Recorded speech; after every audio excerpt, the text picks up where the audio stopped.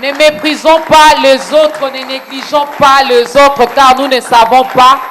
Dieu peut passer par moi, il peut passer par lui, il peut passer par toi pour apporter le changement, pour bénir une personne, pour bénir un peuple, pour bénir une famille, pour bénir une maison. Mesdames et messieurs, à toutes et à tous, bienvenue dans ta grandeur. Un nouveau numéro avec un nouvel invité.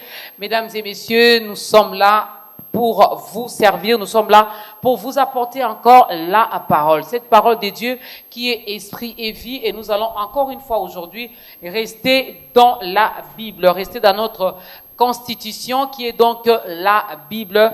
Et nous recevons pour vous un homme de Dieu qui est déjà passé autant de fois dans cette émission. Alors, lorsqu'il vient, c'est parce qu'il a un message pour nous. C'est parce qu'il veut bénir une personne. L'Éternel veut passer par lui pour nous faire du bien. Alors, installez-vous. Shalom aux auditeurs, shalom aux internautes, shalom également à vous, fidèles téléspectateurs de ce programme Ta Grandeur. Et vous qui aimez bien votre chaîne B1 Télévision, nous sommes vraiment ensemble avec vous. Que la paix de notre Seigneur Jésus-Christ soit votre partage. Je cite le pasteur Jethro Mbaya de l'Assemblée des Saints de la RDC. Nous sommes à Kaouka précisément parce que cette église ou cette Assemblée des Saints de la RDC s'est fait représenter un peu dans nos différentes communes de nos jours. Elle a des extensions un peu partout. Alors nous recevons le pasteur Jethro Mbaya, lui qui est au sein des assemblées des saints de la RDC, mais extension Kaouka. Bonjour pasteur et bienvenue. Merci Maman Dorcas, bonjour. Bonjour, ça fait longtemps? Effectivement. Pourquoi? Il n'y avait plus de messages? Non, nous sommes toujours là. La dernière fois que j'étais là, tu n'étais pas là. Ah, j'étais où? J'étais où? Tu étais quelque part, nous sommes toujours là. Non, mais donc ça fait longtemps, oui. Parce que ça fait un an ça depuis que j'étais quelque part oui, là, donc que je suis rentrée. Ça fait un an, voilà. Précisément. Mais entre-temps, nous sommes là. Ah, nous bénissons l'Éternel encore pour votre présence Amen. Dans cette émission. Amen. Alors, la dernière fois que vous êtes passé, je crois bien c'était avec le pasteur Jody. Oui, voilà, effectivement. Ça s'est bien passé? Très bien. Voilà, le pasteur, lui, c'est quand Maman Dorcas n'est pas là. Même quand je suis là maintenant, je crois que je vais commencer aussi à laisser de temps en temps le pasteur Jody, l'homme de ta grandeur, hein, présenter ta grandeur. Il y a eu des échos, il y a eu des témoignages après votre passage? À chaque fois que nous passons, il y a des âmes qui sont sauvées, des Gloire âmes à qui Dieu. sont bénies, non seulement à Kinshasa, partout en RDC et même à l'extérieur du pays. Et donc ça nous fait énormément plaisir, nous sommes heureux parce que nous vivons pour faire la gloire de Christ. Amen. Et à chaque fois que nous faisons quelque chose qui sauve les autres, nous ne pouvons que dire merci à Jésus parce que c'est pour ça que nous vivons. Ah, et nous aussi aujourd'hui, nous disons encore merci à Jésus. Est-ce qu'on peut acclamer pour Jésus? On acclame pour le roi de rois, on acclame parce que si nous sommes là, ben c'est pour lui, c'est par lui, c'est avec lui que nous vivons. Vous revenez avec un thème. J'ai essayé de lire ce passage, j'ai dit waouh. Donc l'Éternel peut passer. Chez nous ici, on dira par n'importe qui pour faire du bien à un peuple, à une nation, pourquoi pas à une famille. Alors, vous venez aujourd'hui dans ta grandeur pour nous parler de cet homme, je ne sais pas si c'est qui, si c'est le pasteur Jethro ou si c'est quelqu'un d'autre qui sauva toute une ville. Ouais. Et comme texte de référence, nous sommes dans Ecclésiaste chapitre 9, du 14 au 15e verset. Avant de prendre la première chanson, qu'est-ce qui vous motive à nous parler de cet homme qui sauva toute une ville?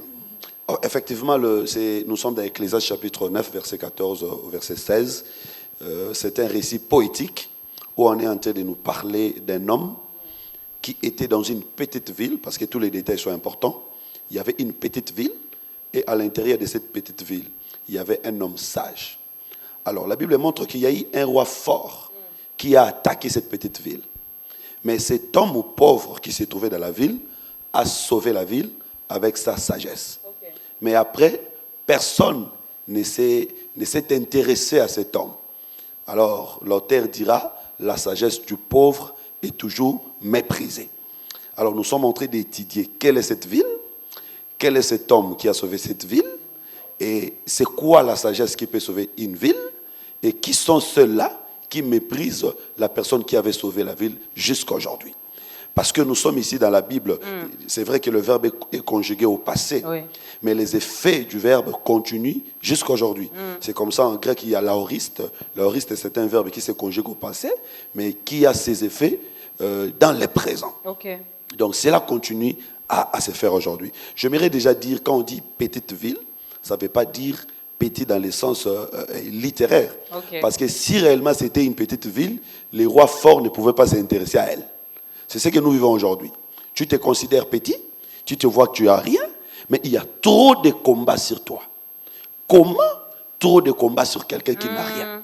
Comment trop de combats sur quelqu'un qui est petit? C'est-à-dire que c'est lui-même qui se considère petit, mais l'ennemi ne le sous-estime pas. Voilà L'ennemi le voit grand. le voit grand. Voilà pourquoi Jésus, quand il est né, c'était un bébé qui a fait trembler Hérode. Comment un bébé pouvait faire trembler Hérode et tout Jérusalem? Donc il n'était pas petit, il était grand. J'aimerais annoncer à celui qui me suit, si tu as Jésus en toi, même si tu te promènes en babouche, tu n'es pas petit, tu es grand. Waouh. Je suis grande. Je suis grande parce que le grand Jésus vit en moi, Amen. donc je suis grande. Tu peux également te dire là où tu es que tu es grand. En tout cas, merci déjà. J'aime bien cette introduction. Donc, ne te sous-estime pas, mon frère, ma soeur, toi qui nous suis aujourd'hui. Alors, installe-toi. Dieu veut te faire encore du bien. Dieu veut te rassurer que lui ne te voit pas comme les hommes te voient. Lui, il te voit autrement. On va y aller au fur et à mesure. Qui est cet homme? C'est quoi cette ville? Le pasteur a déjà commencé à dévoiler certaines choses. Mais nous allons y revenir, juste le temps de prendre notre tout premier cantique.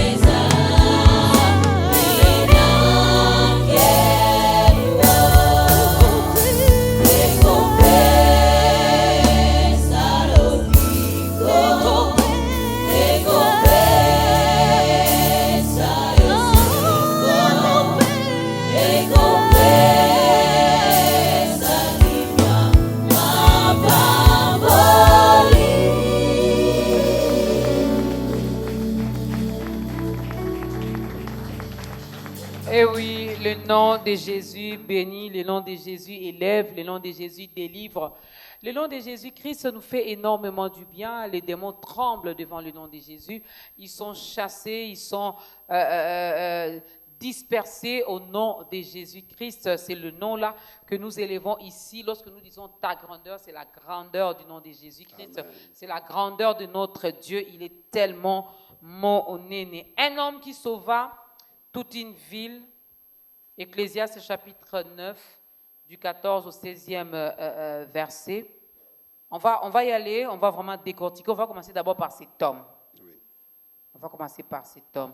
J'ai essayé de lire ce passage. On nous dit que cet homme était pauvre. Vraiment, s'il était au Congo, on allait dire mais il avait la sagesse. La sagesse marche avec la pauvreté. Comme Proverbe dit, la sagesse d'un pauvre est méprisée. Oui. Et donc cet homme était pauvre, mais il était capable de sauver toute une ville. C'est comme ça, nous disons qu'il faut avoir cet homme en soi. Si tu as cet homme en toi, quand il y aura un combat, il te sauvera. Okay. Donc si tu peux avoir tout le monde, tu peux avoir des richesses, parce qu'aujourd'hui, il y a des choses que les richesses des problèmes que les richesses ne peuvent pas résoudre. Je vais donner un exemple dans la Bible. Il y a un chef de synagogue, Jairus, qui avait sa fille malade. Donc c'est un homme qui ne manquait pas d'argent. Il y a un centenier romain qui avait son serviteur malade. Il ne manquait pas d'argent, mais il manquait la solution. Mais il y a un homme qui s'est fait pauvre, parce qu'en réalité, cet homme dont nous sommes en train de parler, en réalité, il n'est pas pauvre, mais il s'est fait pauvre. Pourquoi il s'est fait pauvre? Pour habiter dans une petite ville. Parce que s'il gardait sa grandeur, il ne pouvait pas venir habiter dans une petite ville. Okay. Or, quand on parle de la petite ville, on voit l'humanité. En réalité, l'homme est petit.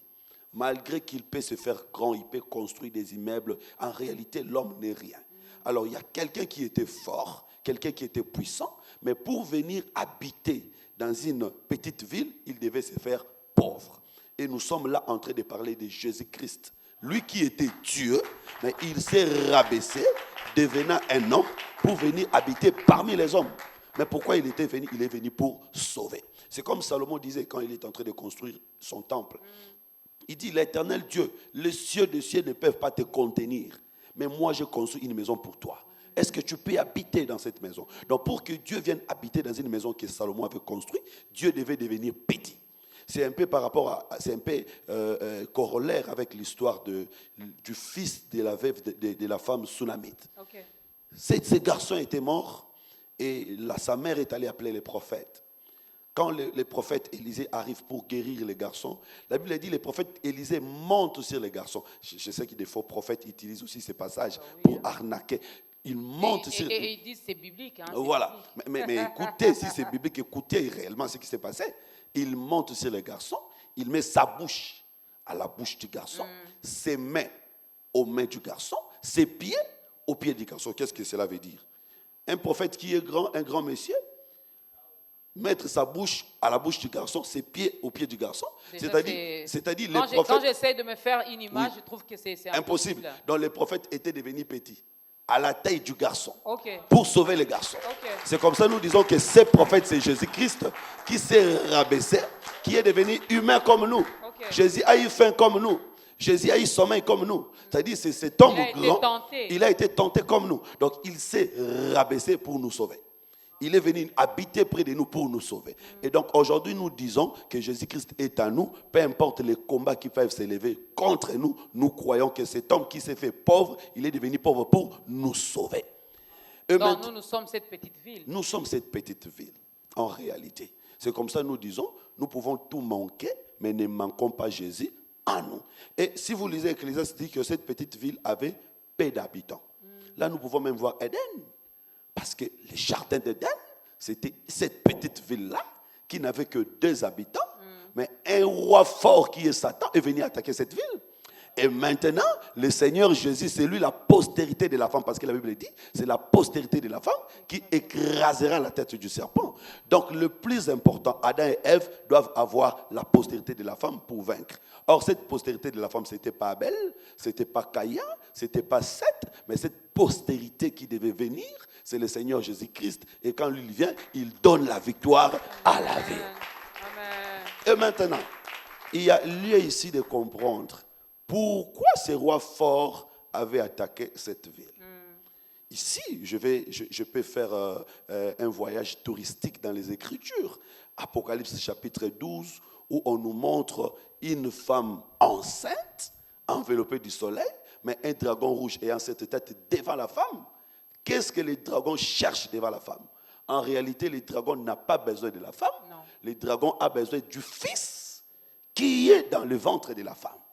C'est de cette manière je peux aussi montrer, à l'époque de Lot, quand les gens de Sodome et Gomorrhe sont venus pour menacer Lot, qu'est-ce que ces gens cherchaient? Ils ne cherchaient pas Lot, ils ne cherchaient pas la fille de Lot, mais ils cherchaient les deux invités qui étaient dans cette maison-là. Donc nous disons aujourd'hui, les deux invités, c'est le père et le fils qui sont à nous. Si réellement nous avons le père et le fils, nous serons combattus, nous serons menacés. Mais ce jour-là, Lot a essayé de protéger les invités. Il a essayé de protéger les invités, mais à la fin, ce sont ces invités-là qui ont protégé Lot. Donc nous avons aujourd'hui le devoir de protéger la parole que nous avons, de protéger Jésus que nous avons. Mais à la fin, c'est Jésus qui est à nous, qui nous protégera. Et la Bible dit, ces gens ont frappé les sodomites d'aveuglement. J'aimerais annoncer à quelqu'un qui me suit, les ennemis qui te combattent, le Seigneur qui est en toi les frappera d'aveuglement. Amen. Il les frappera d'aveuglement pour qu'ils ne continuent plus à te combattre. Nous ne sommes pas au temps de la vengeance, mais nous sommes au temps où Dieu neutralise nos ennemis pour nous permettre à nous d'avancer. Là, c'est une prière que nous faisons ou ça va se passer comme ça, même si Maman Dorcas ne le demande pas à Dieu? Automatiquement, parce que l'autre n'avait pas demandé à ces gens de frapper d'aveuglement les ennemis. Mais cela s'est passé automatiquement. Okay. Donc l'autre a commencé d'abord par protéger. Il a dit même à ces gens, je peux vous donner mes filles, mais laissez ces invités tranquilles parce qu'ils sont venus chez moi. C'est ça l'attitude que nous devons avoir. Donc ne cédons pas la parole de Dieu. Ne péchons pas face à la tentation. Et celui qui a cette attitude de garder la parole, c'est la parole qui te gardera. C'est comme en Égypte, les enfants d'Israël gardaient l'agneau, protégeaient les agneaux, ils étaient des éleveurs, des bergers, mais à la fin, c'est l'agneau qui avait travaillé pour que le peuple soit libéré. Donc ce que toi tu gardes, te gardera aussi. Ce que tu gardes, te gardera aussi. Alors, qui gardes-tu en toi? N'est-ce pas? Ici, le pasteur Jétro nous demande de garder la parole de Dieu, de garder Jésus-Christ en nous, car lui nous gardera et nous protégera aussi. Vous avez dit, cette ville, c'est moi, c'est vous, oui. C'est ma soeur, c'est mon frère. Et Jésus-Christ, grand qu'il est, oui. Grand qu'il était, grand qu'il est, grand qu'il sera toujours, oui. A décidé de venir habiter en nous. Amen. Effectivement, c'est son choix. C'est son choix. Et c'est l'amour. C'est sa volonté. L'amour de Dieu. Il n'a pas choisi des grands, mais il a choisi des petits. Parce qu'il peut prendre ces petits, en faire des grands. Jésus-Christ avait dit à ses disciples, vous, petits enfants, malgré que c'était des personnes peut-être plus âgées que lui, mais il les voyait des petits. Et Jésus choisit des petits pour en faire des grands. Et il y a ici une opposition avec la ville de Babylone qu'on appelle Babylone la Grande. Vous voyez, parce que le peuple de Dieu est appelé une ville. Jésus déjà avait dit à ses disciples, vous êtes une ville battue sur la montagne. Donc le peuple de Dieu est considéré aux yeux du Seigneur comme une ville. Et dans l'Apocalypse, on nous parle de Jérusalem d'en haut qui descendait avec 12 portes et 12 fondements. Donc c'est le peuple de Dieu qui est considéré comme une ville. Parlant d'une ville, il y a ici la notion de l'organisation, la notion de l'ordre. Voilà. C'est-à-dire qu'un enfant de Dieu est ordonné. Et l'ordre qui se trouve en nous, c'est la doctrine de Christ. La doctrine de Christ, c'est ça l'ordre. La Bible dit Dieu n'est pas un Dieu de désordre, c'est un Dieu d'ordre dans toutes les assemblées des saints. Donc, nous sommes une ville. Pourquoi nous sommes une ville? Parce qu'il y a une organisation en nous. Il y a chaque chose à sa place. Et maintenant, le Seigneur prend soin de nous. Nous sommes différentes de Babylone. Babylone la Grande. Vous savez, moi je demande toujours aux enfants de Dieu de ne pas souffrir de cette maladie hydropique. Parce que Jésus avait guéri un homme qui souffrait de la maladie hydropique. C'est-à-dire qui gonflait. Il y a des gens qui gonflent. C'est une maladie. Pensez que tu es grand. Pensez que tu es plus que tout le monde. Non, Dieu n'agit pas avec des grands. Non. Dieu agit avec des petits. Dieu prend des petits, pour en faire des grands. J'aimerais annoncer celui qui me suit, peut-être au fin fond, peut-être que tu n'as rien, peut-être que tu te considères comme petit. Les royaumes des cieux est comme les grains de sénévé. Un tout petit grain, mais quand on les sème, il devient un grand arbre. Donc le Seigneur n'a pas peur de prendre des petites personnes parce qu'il sait qu'il peut en faire des grands. C'est le diable qui prend des grandes personnes pour penser que c'est lui qui a fait. Mais Jésus ramasse dans la poussière. La Bible dit, dans la poussière, il ramasse et il en fait des choses. Adam, au commencement, il n'était qu'une poussière, mais le Seigneur en a fait un homme. Donc Dieu prend des petits, des personnes déconsidérées, des personnes abandonnées de la société. Il est capable d'en faire des grandes personnes. Et je crois qu'à travers cette émission, et même à travers ce programme, le Seigneur passera des petits à la grandeur. Amen. Beaucoup de personnes qui vont croire en lui. Ça, c'est très important. Vous savez, j'ai retenu quelque chose. Vous avez parlé de l'ordre. Oui. Dans cette ville que nous sommes, il faut qu'il y ait de l'ordre. Il faut qu'il y ait de l'ordre. Mais on ne retrouve pas de l'ordre dans la vie des enfants de Dieu aujourd'hui. Effectivement. Et ça, c'est dans tous les plans, dans tous les domaines. Effectivement. C'est comme ça, on parle de cet homme pauvre, mais qui avait la sagesse. La sagesse qui se trouve dans la ville, c'est pour donner de l'ordre. Et c'est là la clé de la bénédiction. Okay. Si on veut que le Seigneur nous bénisse, on doit commencer par mettre de l'ordre dans nos vies, parce que Dieu n'agit pas dans les désordres. Naomi avait dit, arrête, je vais maintenant assurer ton repos. Qu'est-ce qu'il faut faire? Lave-toi, oins-toi, parfume-toi. Donc si on ne se lave pas, si on ne se oint pas, on ne se parfume pas, il n'y a pas de bénédiction. Or ici, ce n'est pas l'eau de la régie des eaux. Ah oui, parce que quelqu'un croirait, je me lave tous les jours. Oui. J'utilise un parfum qui coûte tellement, un parfum très cher. Mais l'eau qui nous purifie de tout, c'est la parole. Amen. La Bible dit déjà, vous êtes purs à cause de la parole que vous avez écoutée. Amen. Après avoir été purifié par l'eau de la parole, il faut se oindre du Saint-Esprit. Parce que l'huile qui nous donne la force, c'est le Saint-Esprit. Mais il faut ajouter le parfum qui est la prière. Donc quelqu'un qui a la parole, qui a le Saint-Esprit et qui vit dans une vie intense de la prière est candidat à la bénédiction de Dieu. Voilà pourquoi Ruth, après avoir mis l'huile et le parfum, Ruth ira maintenant se reposer aux pieds de Boaz. Or, les pieds, c'est l'image de la doctrine, l'image de l'évangile. Donc, Ruth n'ira pas à la tête de Boaz, mais elle ira aux pieds. Nous ne monterons pas à la tête si nous ne commençons pas d'abord aux pieds. Or, la tête, c'est le royaume. C'est-à-dire que nous n'allons pas entrer au ciel si nous ne commençons pas par le pied, qui est l'église, là où nous devons nous asseoir, rester pendant longtemps, parce que Ruth est restée toute la nuit. Et Paul nous dira, la nuit est avancée, les jours approchent. Donc bientôt, nous allons quitter les pieds pour aller à la tête. Bientôt, nous allons quitter l'église pour aller au royaume. Et c'est ce qui s'est passé aussi avec cette femme qui est venue oindre les pieds de Jésus. Cette femme n'est pas passée à la tête de Jésus, non. Elle a commencé par les pieds. Donc nous devons commencer par là, mettre de l'ordre dans nos vies. La même chose, c'est aussi, nous l'avons aussi vu avec Jacob, pour recevoir la bénédiction chez Isaac. Qu'est-ce que Jacob devait faire? Premièrement, apporter les repas à son père. Mais attention, il doit porter la peau de l'animal préparé. Donc tu amènes un animal dans les plats, mais dans ton corps, tu dois porter la peau de cet animal-là. Voilà pourquoi nous disons, l'animal que nous portons, c'est la parole, c'est l'évangile. Mais est-ce que nous portons à nous les œuvres de l'évangile que nous portons?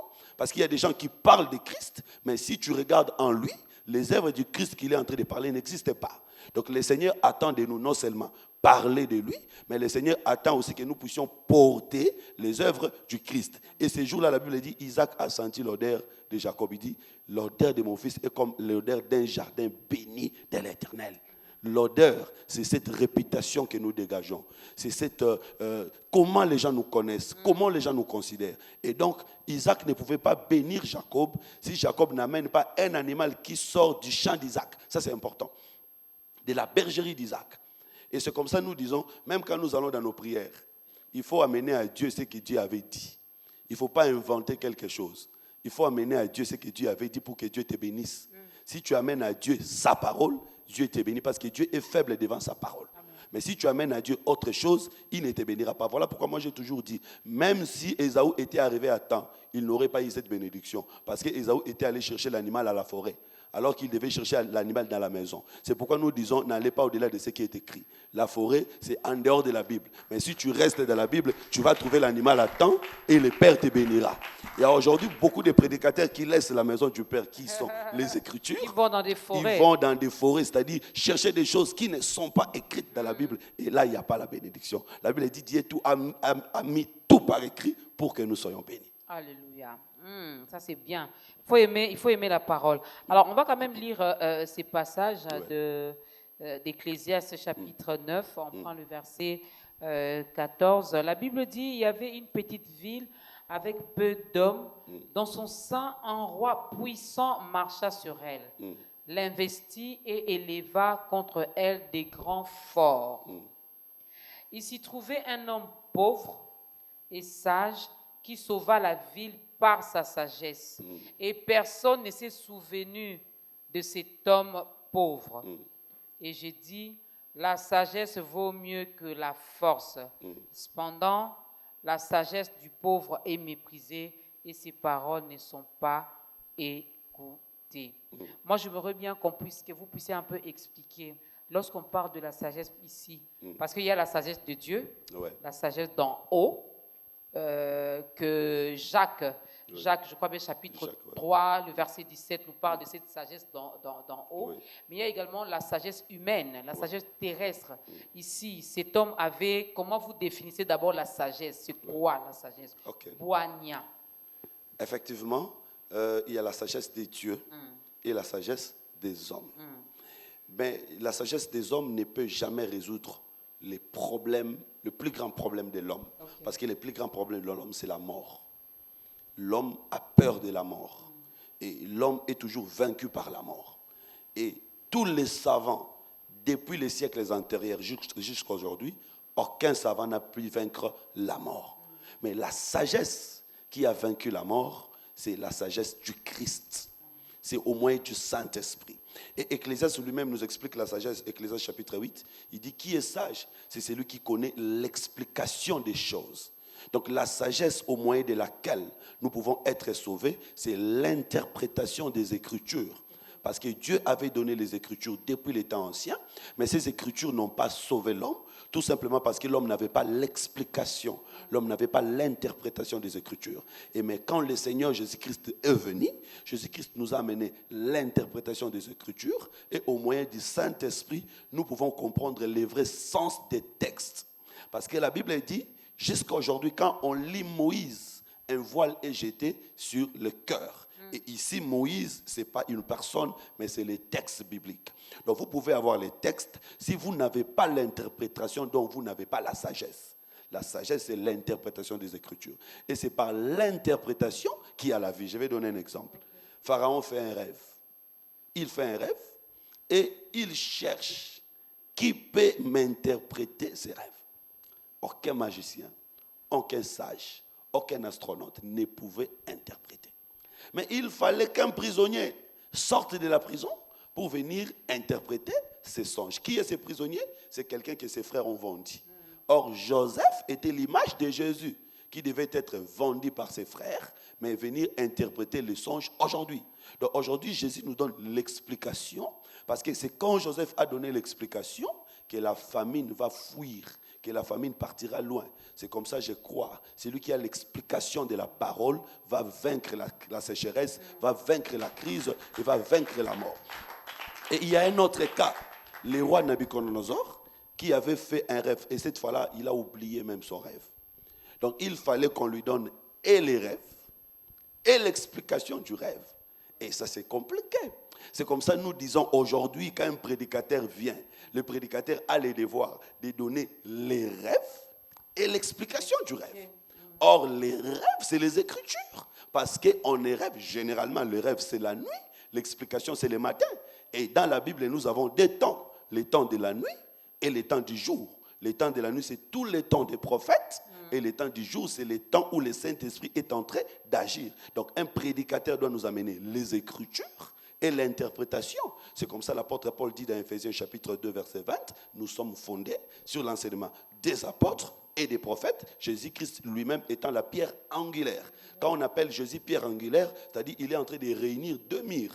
Donc aujourd'hui, c'est-à-dire nous avons l'ancienne alliance qui est la nuit, la nouvelle alliance qui est le jour. Et donc les deux choses, c'est comme les deux ailes de l'aigle qui marchent ensemble pour nous amener de l'Égypte à Canaan. Donc aujourd'hui, la sagesse, c'est avoir les Écritures et l'interprétation des Écritures. C'est ce qui nous donne la victoire sur les ennemis qui nous attaquent. Lorsque vous parlez de l'interprétation de l'Écriture, une vraie interprétation, parce que de nos jours aussi, chacun de vous interprète selon sa culture, selon sa coutume, selon sa tradition, selon sa compréhension. Effectivement, les Écritures souffrent comme ça, mais les Écritures restent intactes.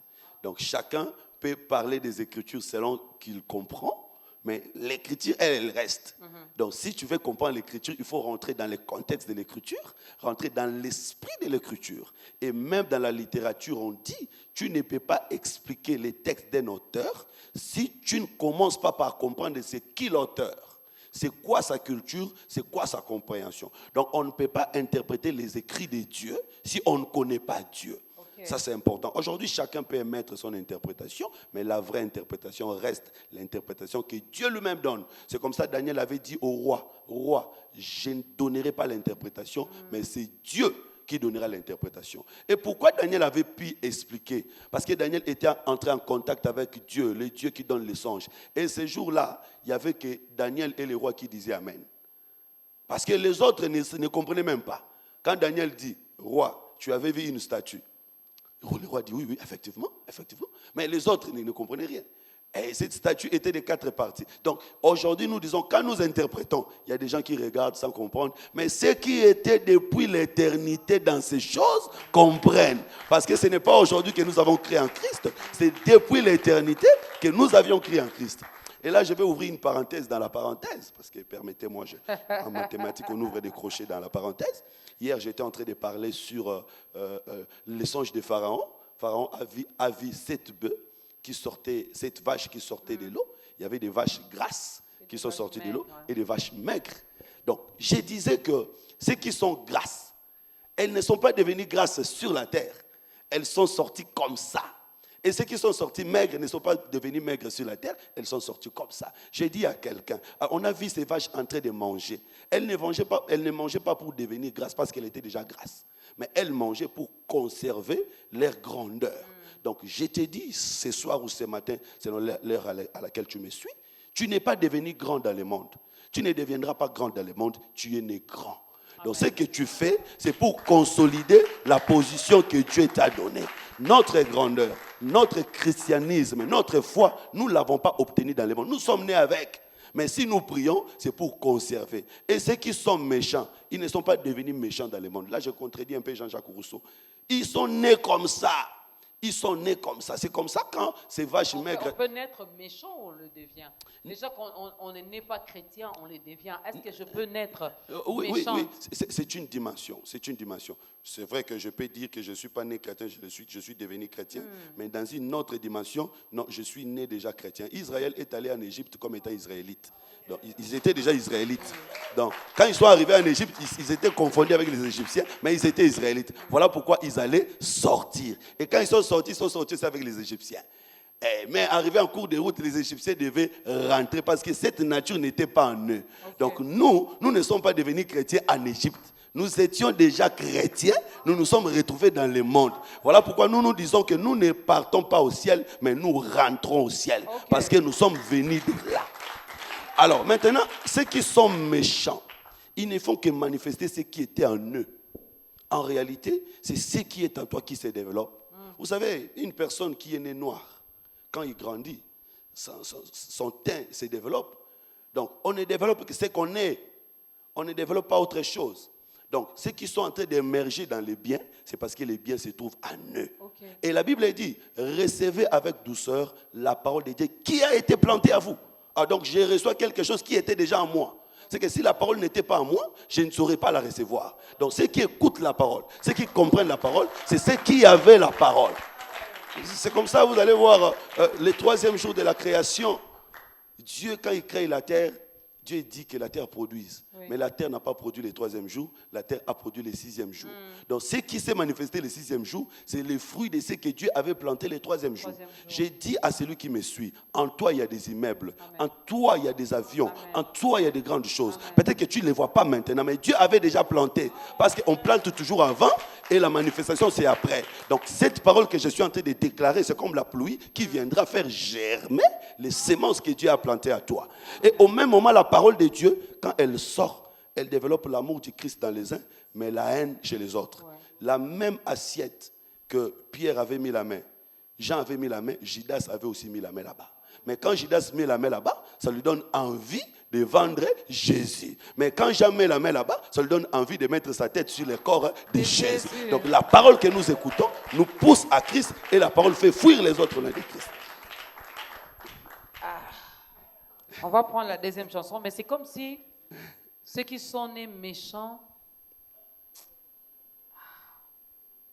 quoi, c'est leur destin, c'est leur destinée. Bon, ici nous sommes dans une dimension, nous sommes dans ta grandeur. Nous sommes dans une dimension. Donc eux là, ils écoutent la parole, au lieu d'aimer la parole, oui, ils sont en train de devenir méchants de plus en plus. Mais l'enfer doit quand même avoir des candidats. Pourquoi Dieu a créé l'enfer? Mais Dieu ne veut pas ça. Nous sommes dans une dimension. Dieu envoie Moïse. Il dit, va dire à Pharaon de laisser aller mon peuple. Mais Dieu dit à Moïse, Pharaon ne croira pas. Afin que je manifeste mon jugement sur l'Égypte.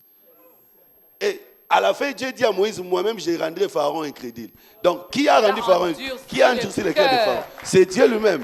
Donc, il y a certaines personnes, c'est comme ça, moi je dis toujours, quand on prêche à quelqu'un, il refuse. Il pense que c'est lui qui refuse. Non, c'est Dieu qui a endurci son cœur. Parce que Dieu ne veut pas de lui. Mais donc, on ne doit pas s'étonner. On ne doit pas s'étonner. Quand on voit quelqu'un qui est méchant.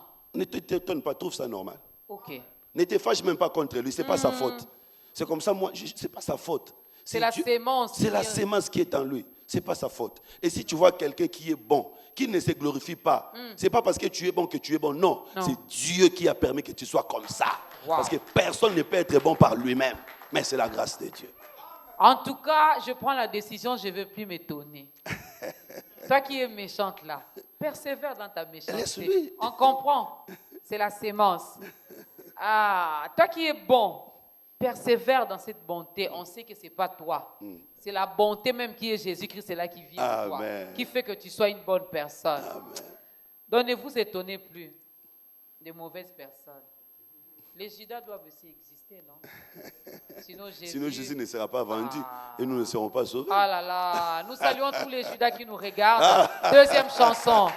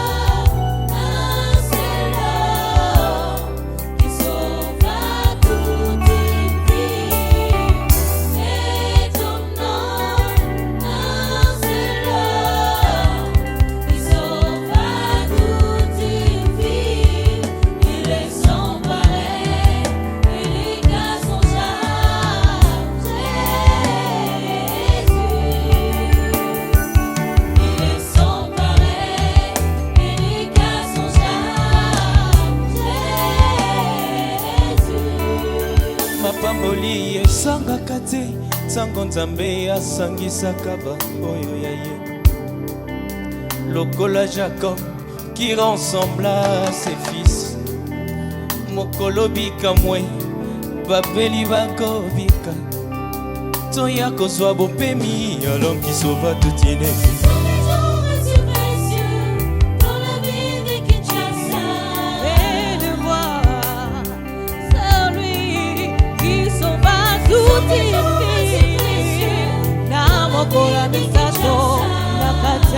Cet homme qui sauva toute une ville sera là.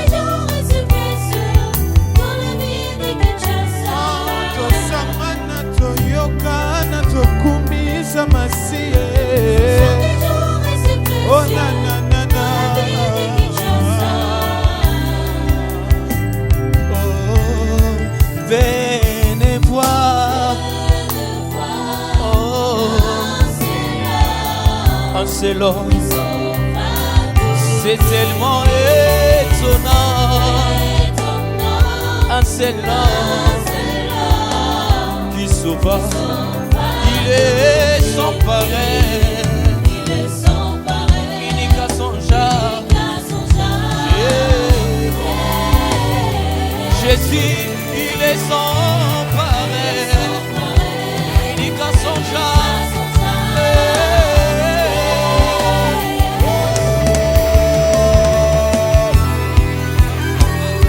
Venons voir un homme qui sauva toute une ville.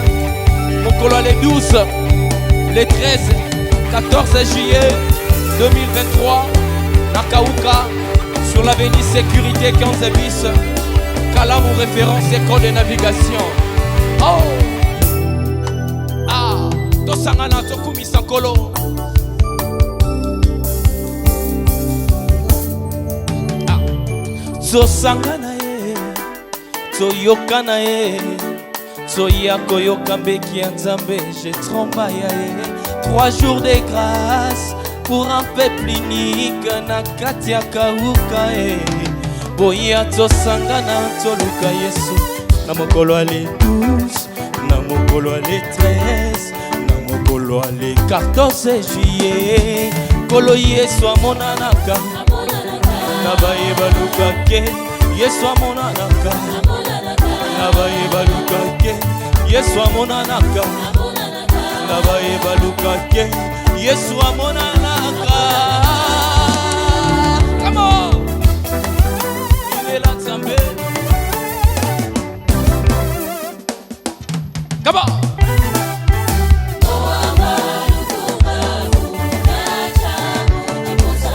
Topusana ye, tosangane longo. Mokolo les 12. Mokolo les 13, Mokolo les 14 juillet. Soyoka cet homme qui sauva toutes les vies. Sokutana e, Tosangane longo, Tosangane longo. Sokutana e, ah, il est là Nzambe.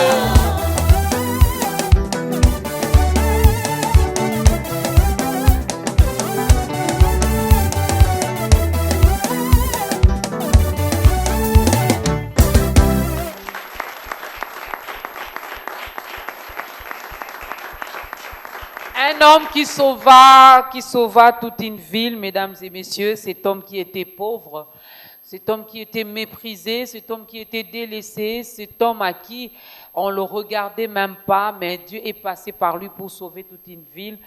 Cet homme, c'est Dieu, cet homme, c'est Jésus-Christ qui habite en nous, nous qui sommes cette petite ville. Les hommes peuvent nous négliger, nous doiter, nous faire tout ce qu'ils veulent là, mais nous avons Jésus-Christ en nous. Amen. Donc, nous n'allons plus nous étonner de toutes ces personnes méchantes, de toutes ces personnes qui ont un mauvais cœur. On vous comprend. Ah, on se faisait du mal, hein? J'ai compris qu'on se faisait du mal pour rien parce qu'on s'inquiétait, on se posait des questions. Mais pourquoi cette personne est tellement méchante? Effectivement, effectivement. Hein? Vous savez, pourquoi cette personne qui est même au sein de l'Église? Ah ben, venir à l'église ne veut rien dire. C'est plutôt la sémence que nous avons qui explique ce que nous sommes. L'homme explique la sémence. Si vous voyez la mangue c'est l'explication de ce qui a été sémé. Si vous voyez l'orange, c'est l'explication de ce qui a été sémé. Donc on sème toujours dans les noirs, mais la manifestation de ce qui a été sémé se manifeste dans les jours. Donc ce que nous voyons, c'est l'explication de ce qui se cache. Où est la place de la reconnaissance? La Bible nous dit ici qu'après avoir sauvé cette ville, personne n'est revenu vers cet homme, même pour dire merci. Voilà. C'est ça maintenant ce que nous sommes aujourd'hui. Christ qui nous a sauvés. Qu'est-ce que nous faisons pour celui qui nous a sauvés? C'est là où se trouve même la fameuse question de la grâce. Nous sommes sauvés par grâce. Et après, celui qui est sauvé par la grâce, quel sera son comportement? Quelle sera son attitude? Est-ce que celui qui est sauvé par la grâce vivra dans le péché pour dire que je suis sauvé par la grâce? Non. Celui qui est sauvé par la grâce doit être reconnaissant à l'égard de celui qui lui a sauvé. Et la reconnaissance, c'est cette vie d'amour que nous devons mener, la soumission envers celui qui nous a sauvés. Et curieusement, la Bible nous montre ici que personne ne s'est souvenu de celui qui a sauvé cette ville.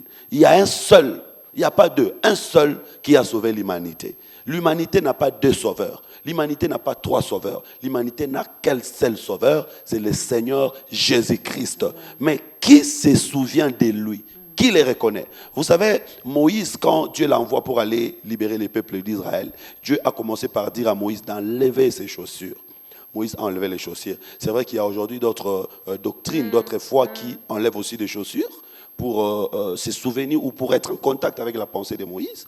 Mais malheureusement, après, ils reprennent encore ses chaussures après le culte, parce que Moïse n'avait pas repris ses chaussures. Moïse est allé pieds nus.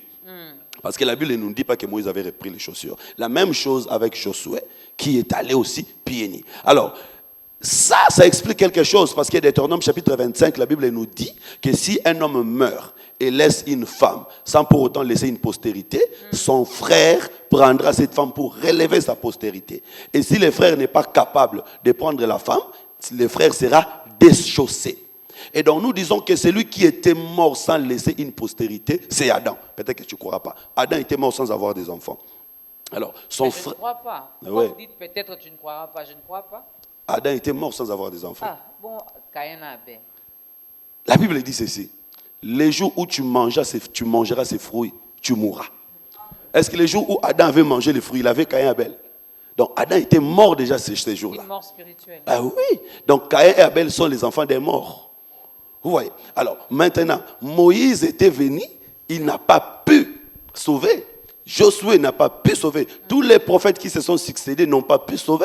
Mais il y a quelqu'un qui était venu. Quand Jean-Baptiste regarde sur ses pieds, parce que Jean n'a pas regardé Jésus à la tête, il regarde Jésus aux pieds. Il dit, je ne suis pas digne de délier les courroies de ses chaussures. C'est-à-dire que c'est lui qui a les chaussures, donc c'est lui qui a la capacité de relever la postérité du frère qui était mort. Donc c'est Jésus qui est cet homme capable de sauver. Mais après qu'il nous a accordé le salut aujourd'hui, nous l'avons oublié. La Bible dit, même les animaux connaissent leur maître, mais Israël a oublié son créateur. Aujourd'hui, l'église du Seigneur, aujourd'hui nous commençons à rendre culte aux hommes. Le pasteur, après que Dieu lui a béni, après que Dieu l'a élevé, il commence un peu à se considérer comme Dieu. Il a oublié l'homme pauvre qu'il a sauvé. Et oui, mais bon, nous sommes toujours tentés, l'homme est toujours tenté à ça, mais chacun doit s'exercer pour garder l'humilité, parce que l'humilité précède la gloire. Et cette gloire, la plus grande gloire, c'est le royaume des cieux. On ne peut pas entrer au ciel si on n'est pas humble. Et l'humilité, selon la parole de Dieu, ce n'est pas porter des habits en pagne ou des babouches, mais l'humilité, c'est respecter la parole de Dieu. Parce qu'il y a des gens qui marchent calmement, lentement, mais ce sont des orgueilleux. Parce qu'un orgueilleux, selon la Bible, c'est celui qui ne considère pas la parole de Dieu. Okay. Et donc, nous sommes censés rester dans l'obéissance de la parole de Dieu. Aller à l'église ne veut rien dire. Ce qui est important en allant en église, c'est mettre en pratique la parole de Dieu. Reconnaître cet homme qui nous a sauvés. Aujourd'hui, nous disons que nous ne sommes pas sauvés par les œuvres, mais nous sommes sauvés par la grâce au moyen de la foi. Amen. Ce n'est pas nous qui disons, c'est la Bible qui le dit. Eh oui, nous paraphrasons la Bible. Mais aussi, la foi sans les œuvres est une foi morte. Donc nous devons marcher avec ces choses. Vous savez, Israël était sorti en Égypte par la mort de l'agneau. Ce n'était pas l'argent qui a sauvé Israël. Ce n'était même pas les miracles de Moïse. Mais c'était la mort de l'agneau. Donc nous disons que c'est la mort du Christ qui nous a sauvés. Mais ne restons pas en Égypte, non plus. Si réellement l'agneau est mort pour nous. Mais nous sommes en Égypte tout en disant que nous devons quitter l'Égypte. Et l'Égypte, c'est un système. L'Égypte, c'est un système. Et donc, le monde aussi, c'est un système.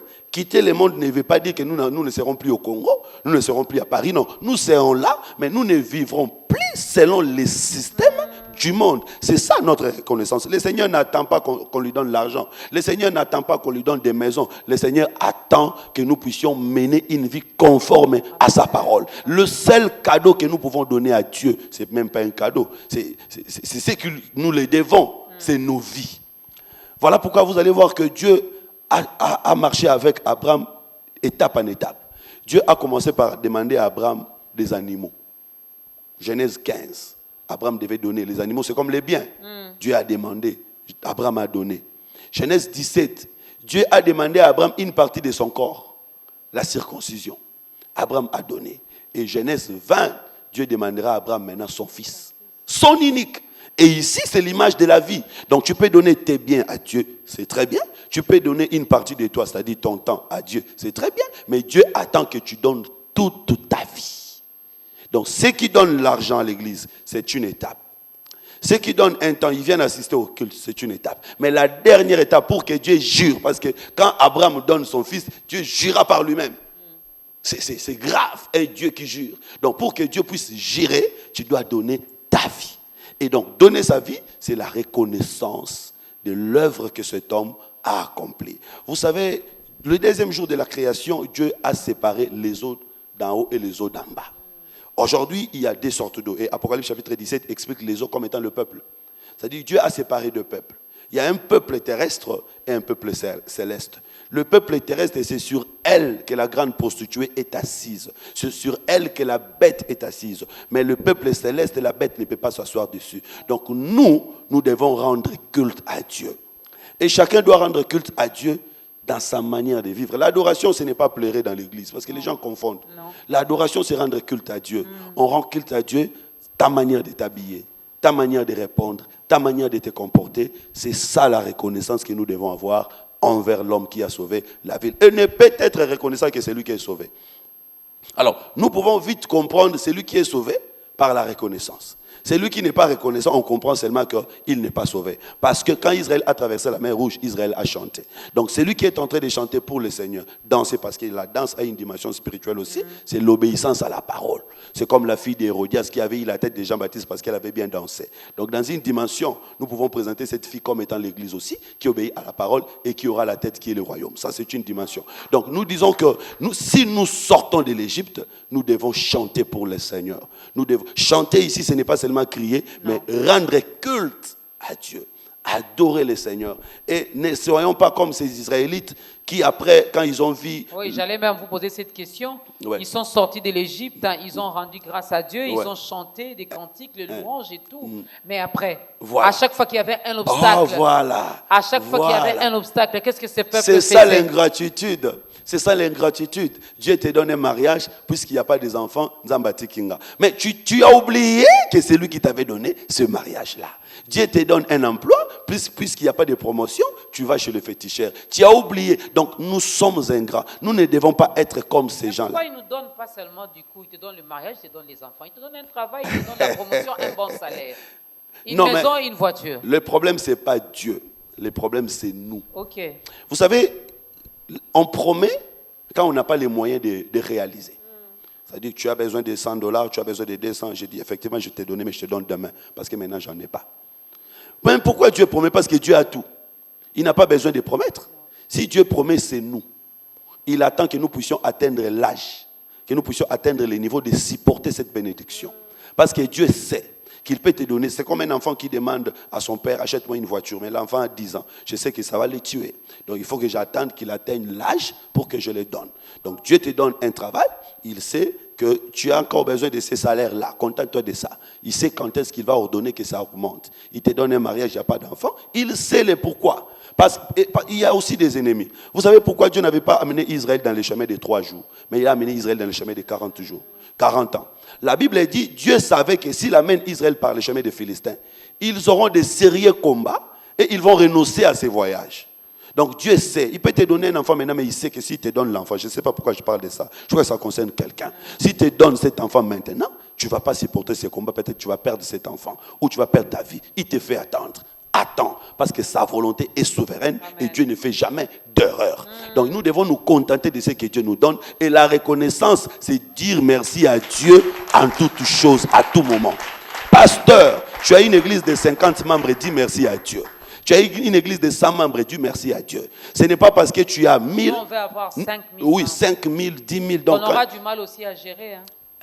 Ouais, après la prédication, on disparaît directement. On disparaît. Donc, quand on a 20 membres, on sait le connaître, on sait bien faire le suivi, on sait bien... Et ça, c'est l'envie. Parce que l'autre est à tel niveau, moi aussi, je dois atteindre tel niveau. En Israël, il y avait les chefs de 100, les chefs de 50, les chefs de 1000. Donc, Dieu donne à chacun selon sa capacité.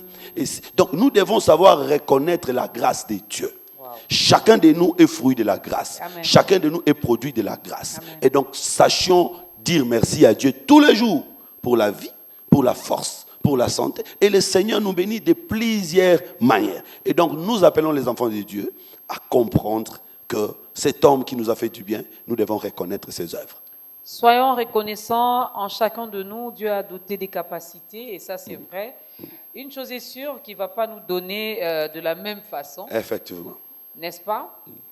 À l'un, il a donné un talent, à l'autre 3, à une autre personne 5.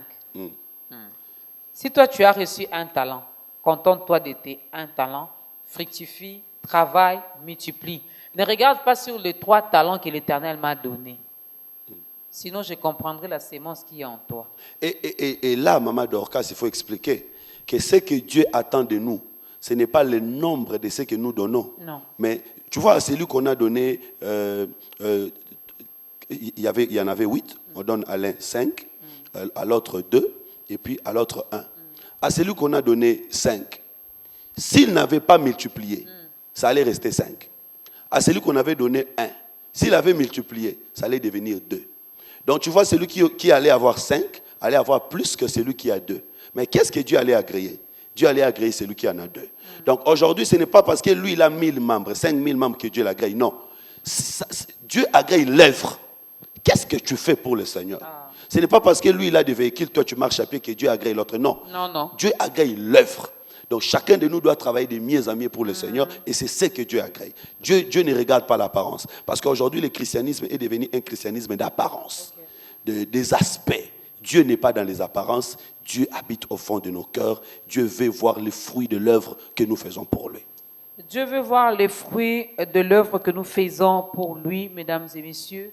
Si nous existons, c'est pour lui que nous existons. Il a dit à Moïse, va libérer mon peuple pour qu'il me serve. Nous ne servons pas les hommes, mais nous servons Dieu. Amen. Et l'apôtre Paul nous a demandé de nous offrir nous-mêmes comme des sacrifices saints et agréables à Dieu, n'est-ce pas? Alors, Dieu a besoin de nous, de nos vies, de notre unique Isaac. Des fois, quand on dit ça à l'église, les gens se posent mille questions. J'ai seulement mes $100 et Dieu me demande mes $100. Non, il a besoin de toi. Effectivement. L'unique vie que tu as. La chose que l'homme a seul, c'est sa vie. C'est sa vie. La chose là, l'unique. C'est même pas les $100, mais c'est ta vie. Il a besoin de ta vie. Ouais. Alors, pasteur Jétro, regardez votre caméra. Aidez cette personne à donner également sa vie à Christ. Cette personne qui vient de nous suivre, qui a compris que je dois donner ma vie à Christ. Que je suis cet homme qui sauvera aussi ma ville. Parce qu'ici, on a parlé de Jésus et c'est Jésus en nous. Il fait de nous aussi des solutions. Effectivement. À certains problèmes. Parce qu'il y a cette dimension-là. Il fait de nous des sources de bénédiction. Effectivement. Nous voulons que nous aussi, nous devenons ces hommes qui sauveront leur ville. Parce que la Bible a une dimension christocentrique, mais aussi une dimension anthropocentrique. Donc, toutes les écritures qui parlent de Christ peuvent également s'appliquer à nous. Et dans une dimension. J'aimerais, avant de passer ces messages, profiter pour dire, nous allons le faire ici, à B1, et nous le ferons également ces jours-là, les 12, les 13 et les 14, à Kaouka, nous aurons le temps d'en parler au mois de juillet. Donc nous serons là pour transmettre ces messages. Et ça ne sera pas seulement un message théorique, une connaissance seulement cognitive, mais une démonstration de la puissance de Dieu, une transmission du charisme qui transformera également la vie des gens. Tu me suis maintenant. Le Seigneur n'était pas venu pour ceux qui sont en paix. Le Seigneur n'était pas venu pour ceux qui sont bons. Le Seigneur n'était pas venu pour ceux qui sont en bonne santé. Mais il était venu pour ceux qui ont des problèmes. Pour ceux qui sont nés en difficulté. Voilà pourquoi Jésus est allé prendre des personnes de rien, les gens de rien. Bien-aimé, tu me suis, tu as un problème. Tu peux être chef de l'État. Tu peux être ministre du gouvernement, député national, homme d'affaires, femme d'affaires, étudiant, étudiante ou chômeur. Tu as quelque chose qui te dérange. Les disciples de Jésus ont rencontré une grande tempête dans les voyages. Mais une chose est vraie, ils n'ont pas abandonné la barque malgré qu'il y avait la tempête. Pourquoi? Parce que dans cette barque, Jésus était là. Donc si tu es là où Jésus est, même s'il y a la tempête, Jésus finira par donner la solution. J'aimerais t'inviter à rejoindre cette barque dans laquelle se trouve Jésus. Cette barque dont je parle, ce n'est pas mon église, mais c'est la foi chrétienne. C'est l'évangile du Christ, l'évangile du salut. C'est vrai qu'aujourd'hui, il y a des gens qui ont crié aux hommes. Il y a des gens qui ont crié aux faux évangiles. Mais il y a un évangile puissant, l'évangile des apôtres, l'évangile éternel. Si tu acceptes de donner ta vie, d'entrer dans cet évangile, tu comprendras que j'étais au primaire, je suis maintenant entré à l'université. Le Seigneur a besoin de toi. Le Seigneur a besoin de ton cœur. Le Seigneur a besoin de t'enseigner, de t'éclairer pour te réserver une place au ciel. Peut-être que tu n'as jamais crié à Jésus-Christ, c'est une occasion. Ou peut-être que tu avais crié en Christ, mais après un moment où tu as renoncé à cette foi, tu t'es découragé, tu as rétrogradé. Le Seigneur veut te faire revenir. Tu vas prier avec moi. Après cette courte prière, je crois qu'il y a quelque chose qui se passera dans ton cœur. Si tu as la foi, tu le verras. Seigneur Jésus, Dieu de miracles, c'est toi qui sauves les âmes. Ce n'est pas par hasard que le frère ou la sœur nous a suivis dans cette émission. C'est toi qui avais disposé, de la même manière que tu avais disposé le peuple à Jérusalem, pour que quand le Saint-Esprit descendra, que chacun écoute les messages à sa langue maternelle. Éternel, tu as disposé mon frère, afin qu'il suive cette émission. Mon Dieu, que ta parole transforme son cœur. Que tout celui qui te sert déjà renforce sa foi.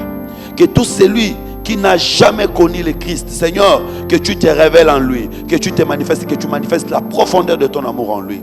Que tout celui qui t'avait servi, qui est aujourd'hui dans la faiblesse, qui est aujourd'hui dans la baisse au niveau de sa foi, Seigneur, que tu le relèves.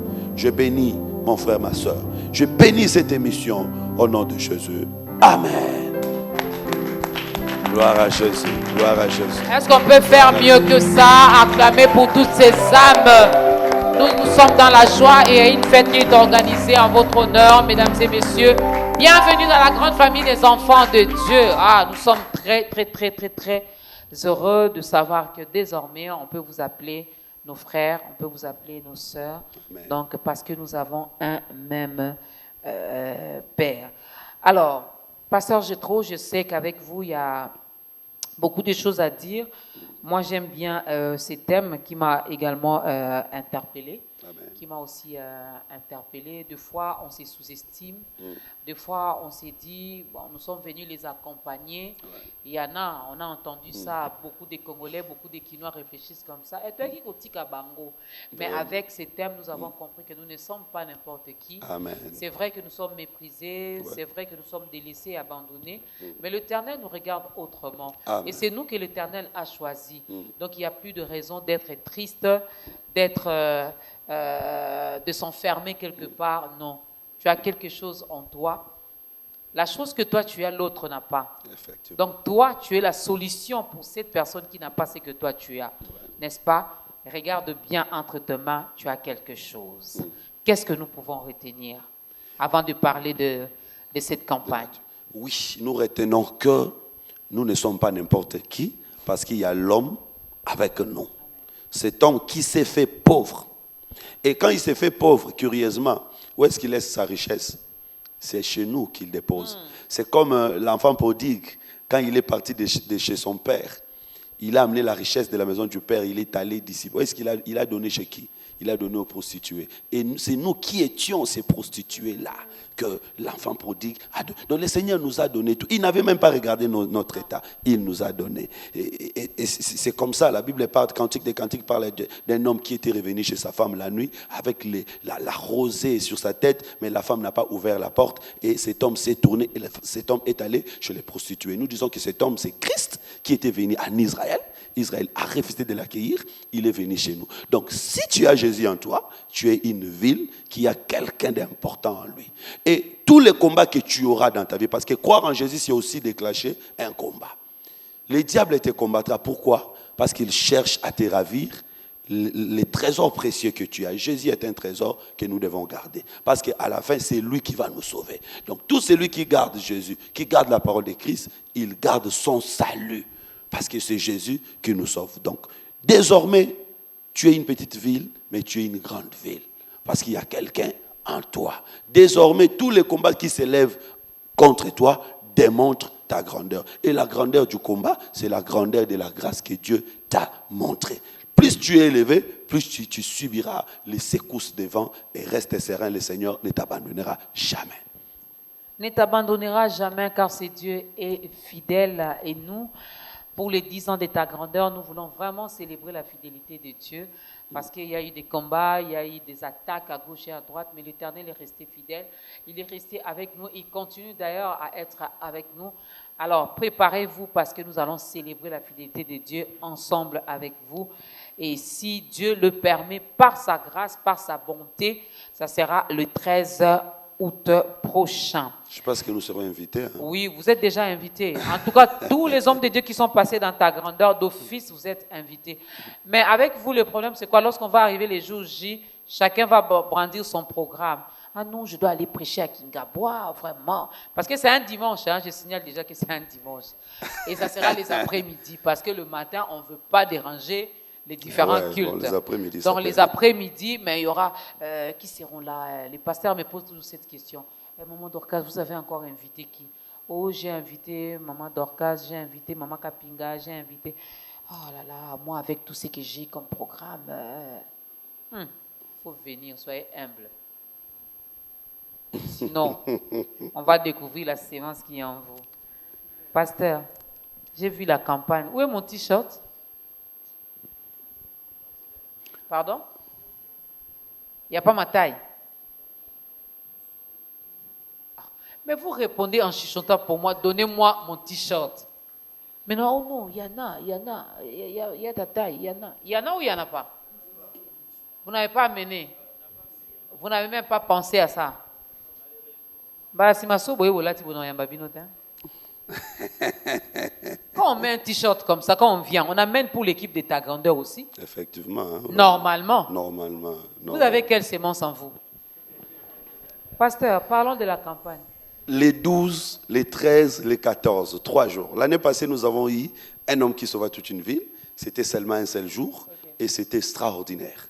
Et l'activité était finie, mais les gens voulaient continuer à voir cet homme. Et cette fois-ci, il y aura 3 jours. Donc cette fois-ci, il y a 3 jours pour permettre à ceux qui ne seront pas touchés les premiers jours d'être touchés le deuxième jour ou pas être touchés le troisième jour. Il y a des gens qui seront touchés tous les 3 jours.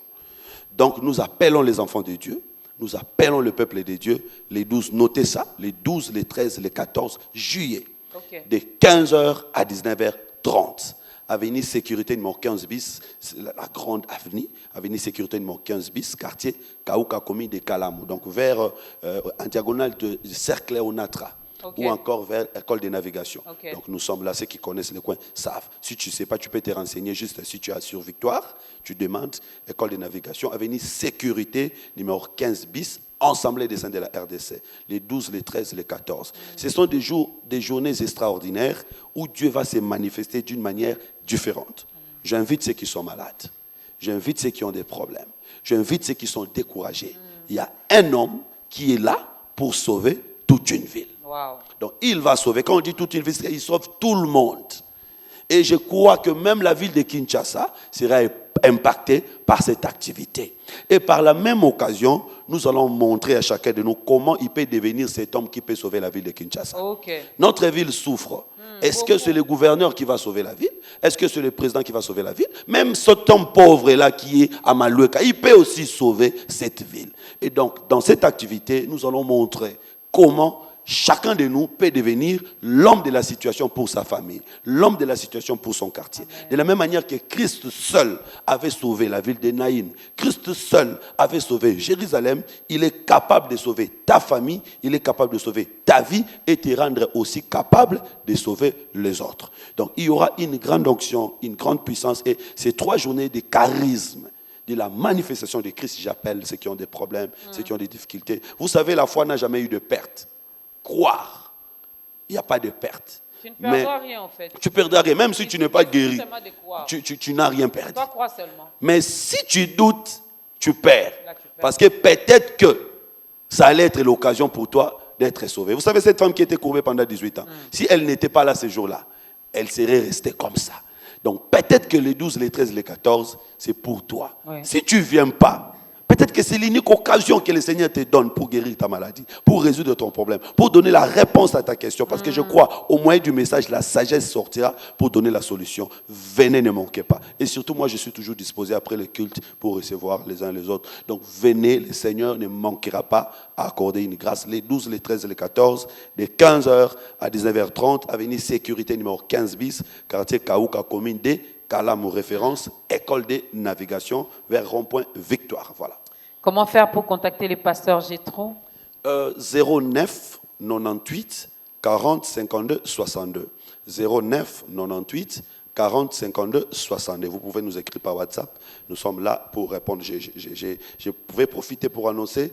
Nous avons également une école où nous formons les serviteurs de Dieu, école de la sagesse. Ici à Kinshasa, il y en a. À Colosie, il y en a. À Paris aussi, il y en a. Donc, nous sommes en train de travailler pour aiguiser les serviteurs de Dieu, les enfants de Dieu. Nous travaillons chaque samedi de 8h30 à 11h30 au sein de l'église Assemblée des Saints. Mais nos messages sont également en ligne. Donc, nous avons des étudiants partout dans le monde qui suivent, qui s'inscrivent et qui suivent les enseignements en ligne. Donc, nous allons terminer notre session à la fin du mois de juillet et pour reprendre au mois de septembre. Okay. Donc, nous appelons ceux qui veulent apprendre la parole de Dieu en profondeur de s'inscrire à cette école et d'apprendre encore de plus en plus, de mieux en mieux, la parole de Dieu. Merci beaucoup, pasteur Jétro. Merci à l'Église, à l'Assemblée des Saints de la RDC qui vous a donc accompagné, extension Kaouka. Le rendez-vous est pris pour les 12, le 13 et le 14 juillet de 15h à 19h30. Le pasteur a passé son numéro. Si vous avez besoin d'avoir beaucoup plus des détails, hein, vous avez besoin que le pasteur puisse prier pour vous, vous voulez partager votre problème avec lui, il est dispo, il est toujours ouvert. Appelez-le, il va décrocher son téléphone. Un grand merci à la chorale, merci également à toute la grande équipe de Ta Grandeur, mesdames et messieurs. 10 ans, ça se célèbre, 10 ans, ça s'est fait bientôt. Maman Doka sera reçue dans l'émission Ta Grandeur pour parler des 10 ans de Ta Grandeur. Mais jusque-là, je cherche encore. Qui sera ici et moi de l'autre côté pour recevoir des questions? Je suis encore en train de chercher. Peut-être que je vais le faire seul. Je me pose des questions, je vais là-bas, je réponds et puis... Donc, préparons-nous pour la célébration. Nous allons célébrer les 10 ans de Ta Grandeur, mais surtout la fidélité de Dieu. Amen. 10 ans, c'est pas peu. Beaucoup d'émissions ont commencé ici à Kinshasa. On fait 6 mois, 1 année, 2 ans et puis on n'en parle plus. Mais par la grâce de Dieu, par son amour et sa bonté, on a commencé un certain... la date précisément, je ne me rappelle plus, mais le mois, c'était au mois d'août de l'année 2013. Et mois d'août de cette année, nous totalisons 10 ans. Donc, pasteur Jétro, j'ai fait ma demande ici en direct. Soit à Pécité, Dodo, Rappeling, à Papa John. Les pasteurs qui m'ont soutenu pour les 10 ans de Ta Grandeur. Pasteur XY. Pasteur Jétro n'a rien donné. C'est quelle sémence qui est en lui. Moi, j'ai demandé et lui ne m'a pas donné. Or, la Bible dit, demandez, on vous donnera. N'est-ce pas? Donc, pasteur Jétro, préparez-nous une enveloppe pour les 10 ans de Ta Grandeur parce qu'on veut bien, vous voyez tous ces instruments ici, hein, parce que vous avez amené. À l'époque, même au début, on avait également des guitares. Hein? On en avait vraiment. Mais au fur et à mesure, on a commencé à utiliser les baffes ici. Donc, on veut vraiment changer le matériel. Mais nous voulons également soutenir les enfants drépanocytaires. Le Seigneur nous a mis ça à cœur. On ne pourra pas tous les aider, mais au moins un échantillon. Et ça fera plaisir de savoir que les hommes de Dieu ont contribué également à la bénédiction de ces enfants-là. Ça, c'est votre maison, c'est votre émission. Donc... Pasteur,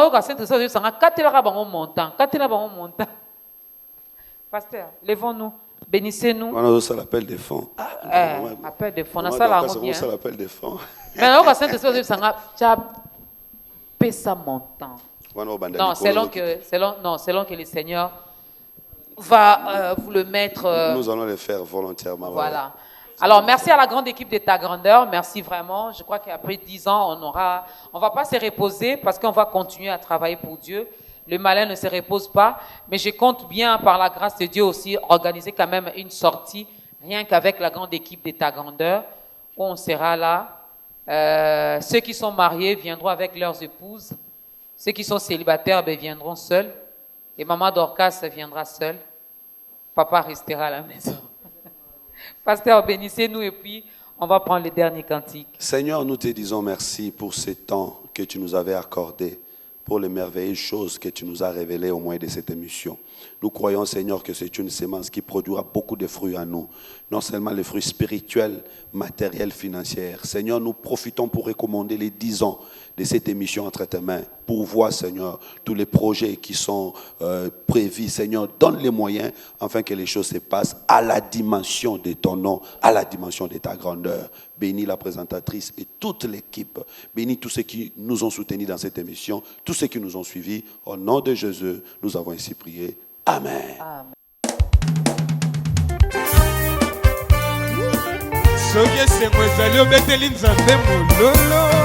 Atombami, Yesu atombami, atombami kunana lola Yesu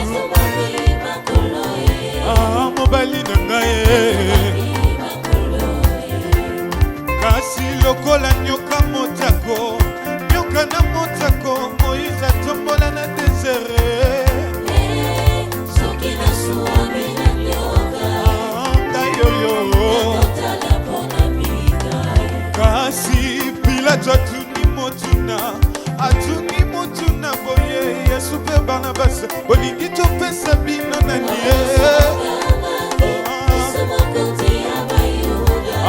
Yesu nangaye kasi bazwi libaya monene batiaki lekulusu na Yesu Yesu yo oh bazwi libanga monene batiaki na tombo na Yesu kasi elombe mobali kasi ekomi mokolo misato mokolo yango elombe asekwi na bawa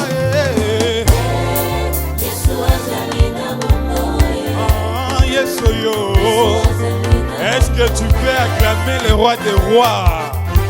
Wapi bololo na yo kufa ebandana dama katina elanga ya edene tamadama bukaka mobeko kolo Yesu alobana adama yo utama pele yaya atayo kosonga mabele Yahweh kolo Yesu esengo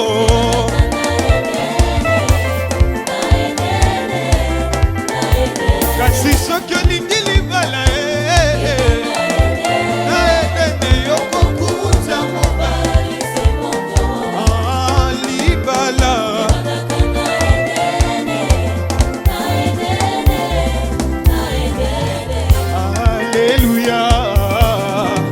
Alléluia,